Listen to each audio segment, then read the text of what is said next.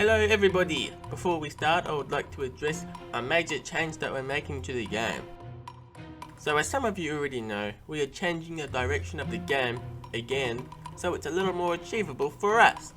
The plan was to recreate missions from across the Arrowverse from 6 years worth of material with a fully open world across 3 cities and the entire multiverse, and throughout certain points of time with more than 25 playable characters. What on earth was I thinking? So I decided to scope down the size of the game. From here on out, the game will only be adapting from the Crisis on Earth X crossover. And what's good about that is that we get to keep the name that Renz and I came up with way back when, even before Crisis on Earth X was a thing. So you're probably wondering, what does this mean for the game? Well, I'm cutting out a ton from the game and sparing no mercy.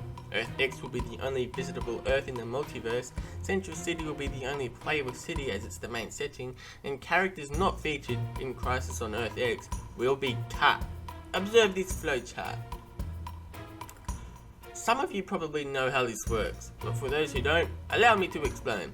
You start here with the question, the input. Will Reverse Flash be in the game? So you go over into this if gate. Was Reverse Flash featured in Crisis on Earth X? Yes, it was. So that takes us to the output, and now we have reached a logical conclusion that I will be keeping Reverse Flash in the game. Cutting this load off our back has been a huge relief for us on the team. As you know, we are a really small team with no funding whatsoever, and as the only person working predominantly in Unreal Engine, it's like I've turned over a new leaf with this new direction. There was a time where I felt this was a task which was something I could handle, but under the given time constraints I have set for myself, going for the scope I had intended for would have kept me stuck here beyond that time limit. Some of you may be disappointed with this downsizing as it goes against my original plan, but it wasn't easy for me with the original plan. I was thinking about cancelling the game so I could focus on other parts of my life because there was no way I could deliver on a game this big. But with the sacrifice of a larger game comes the opportunity for me to focus on the smaller things and release the game on time. And if you're still not satisfied with this change, then, well, you're under no obligation to play a free game. Thanks guys, I hope this change hasn't been a huge burden for you, and if it was, can't really do anything about it. Let's start the penultimate update. We will start off with what's probably been the most significant change, the new city. Huge shout out to Crimson Renz, as it was he who put this city together, and if you keep up with Renz on YouTube, you would have gotten to see a chunk of this city from his beautiful Flash vs Reverse Flash animated short. I highly urge you to watch it, it's a masterpiece. In the last video, I talked about the grapple arrow and how I mentioned that railing in was the only feature to the grapple arrow that I could do as opposed to swinging, simply because I didn't know how to do that. Well, that was the case for about a month, until Alex the Technomancer came along and showed me how to do it. Swinging is probably the coolest thing I've got in the game right now, and really adds to the features that Green Arrow can do. This was requested by a lot, and I'm so glad Alex was able to come along for it.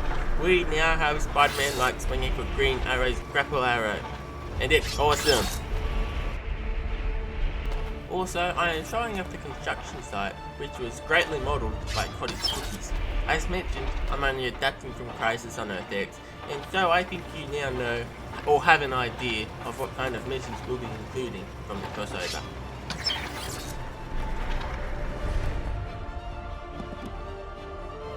In July last year, I showed off the wall running, which completely flunked, hence why I never showed it off again. So in March, I showed off another wall run from Reverse, which I also never showed off again, for same reasons. So, third time's the charm with the third attempt of wall running. Using the simple wall running from the marketplace, this has allowed us to finally and properly integrate a wall running system.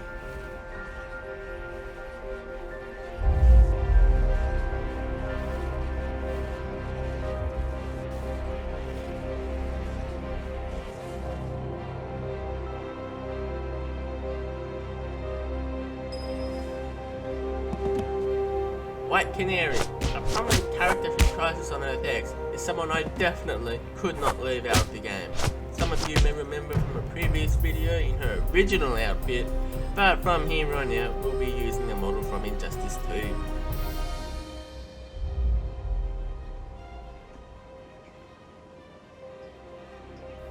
Improved Wave Rider interior. When I first imported this into Unreal Engine, something was missing. Maybe you noticed. But since then, I re-imported the Wave Rider interior again and made a lot of changes entirely within the materials, and these changes definitely make the Wave Rider a lot more presentable. Once again, the Wave Rider interior was modelled by Cottage Cookies.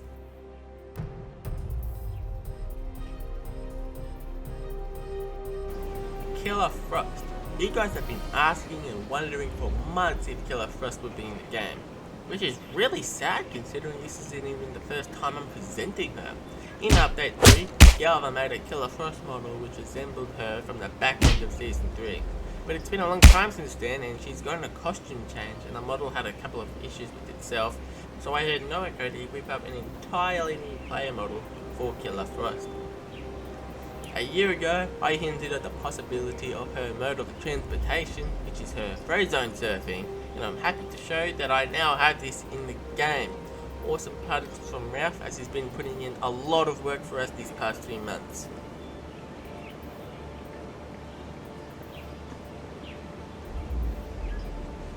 The updated particle accelerator. In the last video, I showed off the particle accelerator here, which is a fantastic model from Jonathan TRG.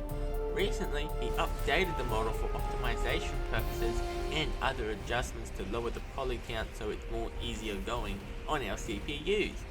Now, it's so much cooler and easier to work with on the technical side of things, and I don't know how we would have ever gone without this model from Jonathan TRG.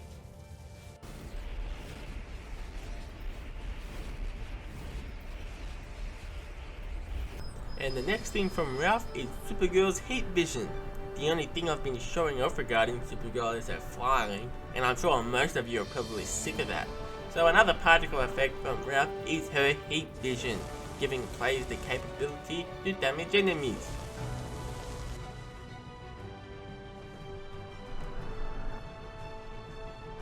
A new interior I've got is Barry and Iris's apartment. A great new model from Vaddy Gaming and a great addition to add to the ever-expanding city to make it feel just a little more like Central City.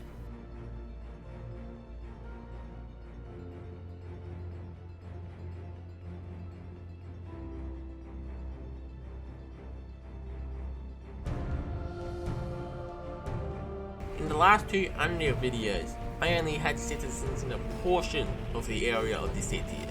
But this new city from Crimson Friends has made it super convenient for me by allowing myself to stretch the nav mesh across the entire city streets. Filling them up with citizens has never been easier. Now you can run anywhere in the city and there'll always be walking pedestrians.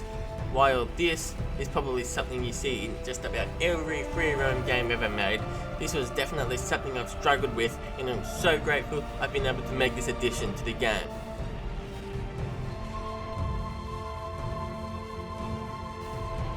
I'd like to give a huge shout out to Professor Zoom. A lot of you know him for composing the music for the game, but lately he's been helping me with a ton of sound effects. All of the arrow sounds have come from him. All of the flash running sound effects have been from him.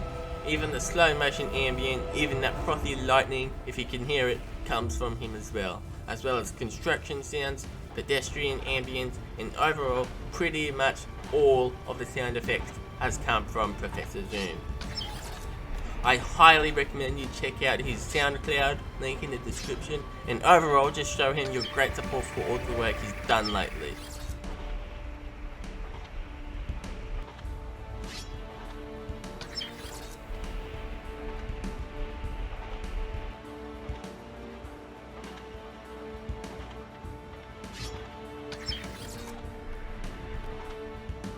Missions! Since the direction change to work predominantly from Crisis on Earth-X, I was hard at work to begin development of the first couple of missions. Take a look at one of them.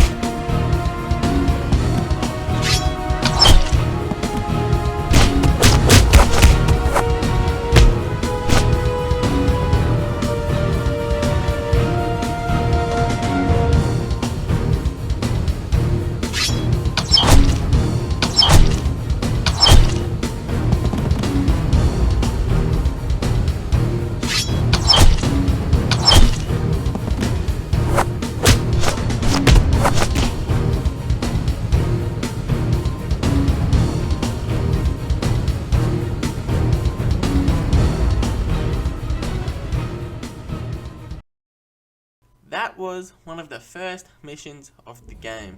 If you'll recall from the introduction segments, this mission adapts from Green Arrow's introduction to Crisis on Earth X. Now, there is one key component missing from this, maybe you noticed. Voice actors. Over a year ago, I put out a call on voice actors and have gotten some very good auditions. So this is now the final call for voice actors before I start casting. If you wish to participate, you are welcome to visit the behind the scenes actor page to audition from a character from the shortlist we have prepared, or maybe you would just like to send an email with your audition to tecovoiceauditions@gmail.com. Over the past couple of months, people seem to have been under the impression that there will be a public alpha or a public beta. I'm going to dispute that completely, as the only build I'm releasing to the public will be the final game. Now, as for a demo, this is something I've commented on and have been a bit touchy on. But I did say there were plans to release a demo, but I've since abandoned those plans so I can remain focused on the game as a whole and not just worry about one single portion of the game. If you keep up with Ultra Sergeant or Comic Books First World, you'd have seen that they, along with my developers, that I have given them a private, playable prototype of the game. After building this prototype for Windows, I started looking into Mac support. I previously was on the fence about whether or not I could do a Mac support at all, but I'm happy to say that I got a prototype functioning for Mac, so I can confirm that there will be Mac support. However, Macs weren't traditionally built for games, so if for some reason your Mac can't run it, I can't really do anything about it, but I'll keep my fingers crossed. Across probably every video, I've been showing on and off the HUD that we've got going for the game. These HUDs were initially designed by Karazor, but was since modified by a new helper I've recruited, James, who has been helping with the HUD and remained consistent with Kara's original designs. Earth X Arrow, aka Black Arrow, aka Dark Arrow. Another model that I featured in my Earth X video, but never showed off again, is this Green Arrow retexture from Galva. Since it's a retexture, Black Arrow will be able to do everything that Green Arrow can do, ranging from climbing and the use of his trick arrows as well.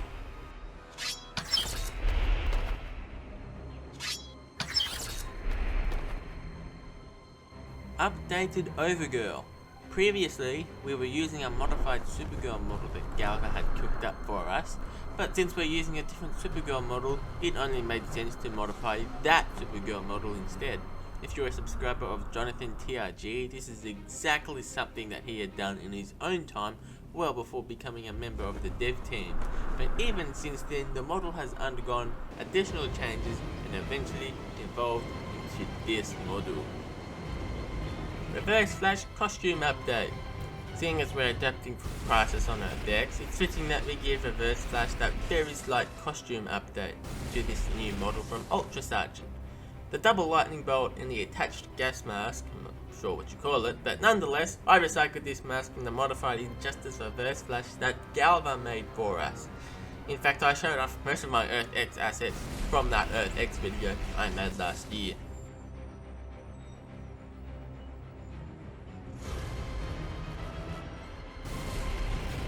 The Nazi Wave Rider. I've shown off the normal Wave Rider in many other videos, but only recently realized we should take advantage of this model Galva had made for us. So Jonathan TRG was on the task and successfully retextured it to create the Nazi Wave Rider. It's a fantastic model from Galva and an amazing retexture from Jonathan TRG. I want to give a huge shout out to No Vision. He has helped a ton in behind the scenes, just overall donating and sharing assets to help bring the game together. You've probably noticed that I didn't show as many new things, and that's because I've been taking what we've already built and putting them all together to create the game, and a lot of that has been made possible thanks to No Vision. Now, if you've guessed by the title of the video, this is the penultimate development update video, probably because we have a release date in mind. Now, we are aiming, I repeat, aiming for a December release, just in time for this year's crossover. Now, if you've watched my videos, you would know I suck at aiming. Damn it! So you should probably only take this release window with a grain of salt. It's not locked in. It could definitely change at any time. It could still come in 2019. It's just no promises, but I wanted to give you guys an idea of what we're aiming for. Thanks guys, I hope you enjoyed this update and hope you're not too mad about the downsides. Come visit the Discord if you want, and hopefully the next time I see you, we'll be almost ready to roll out. Bye!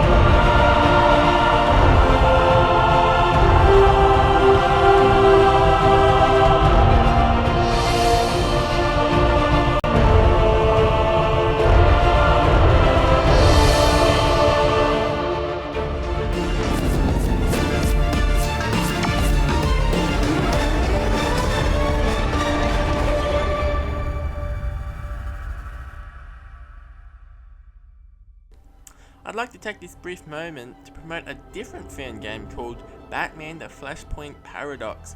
You guys know how I feel about Batman games, but if I'm excited for this fan game, you better believe it's gonna be majestic. Being created by the Batman himself, who is developing inside Unity, and is in need of some assistance to develop his visually stunning game. I'll leave the link to his channel in the description below. If you're disappointed with my game and maybe want to jump ship, do jump onto his ship and show him your support. Okay, bye bye for good now.